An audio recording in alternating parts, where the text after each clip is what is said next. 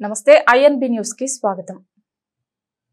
మంచిర్యాల జిల్లా దండేపల్లి మండలంలో కలెక్టర్ కుమార్ దీపక్ పర్యటించారు। ముందుగా దండేపల్లి మండల కేంద్రంలోని 10వ తరగతి పరీక్షా కేంద్రాన్ని పరిశీలించి అధికారులను పరీక్షా సరళి గూర్చి అడిగి తెలుసుకున్నారు।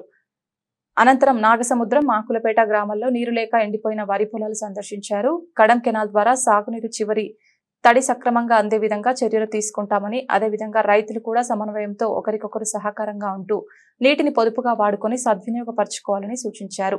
రైతులు కడెం కాలువ నుండి వచ్చే నీళ్లు కింది ఆయకట్టు వరకు వచ్చేటట్లు చూడాలని కోరడంతో ఇరిగేషన్ అధికారులతో మాట్లాడి సమస్యను పరిష్కారం చేస్తానని రైతులకు కలెక్టర్ తెలిపారు। రైతులు కూడా వరి కాకుండా ఇతర పంటలు సాగు చేసి సరైన లాభాలు పొందాలని, ఒకటే పంట మార్పిడి చేయకుండా వేయడం వల్ల భూసారం నష్టపోవడమే కాకుండా పంట దిగుబడులు తగ్గుతాయని అన్నారు। ఇటువంటి నీటి వసతి లేని సమయంలో కూడా పంటలు వేయడం వల్ల రైతులకు నష్టం వాటిల్లుతుందని అన్నారు।